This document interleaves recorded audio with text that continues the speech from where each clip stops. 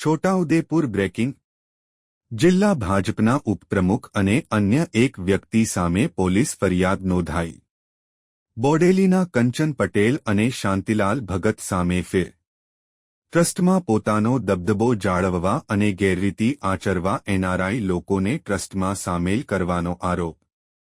ભક્ત વિકાસ એજ્યુકેશન ટ્રસ્ટમાં પ્રમુખ છે કંચન પટેલ। બોડેલીની શિરોલા હાઈસ્કૂલમાં ટ્રસ્ટી અને ઉદા ભક્ત સમાજના પ્રમુખ છે।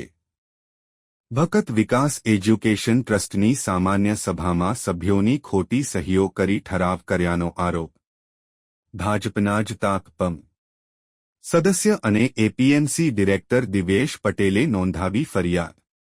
બોડેલી પોલીસે બીએનએસ કલમ 336(2) 336 3 338 340 2 237 238 એકસ્ટ મુજબ ફરિયાદ નોંધી તપાસ હાથ ધરી। રિપોર્ટર રેહાન પટેલ, છોટાઉદેપુર।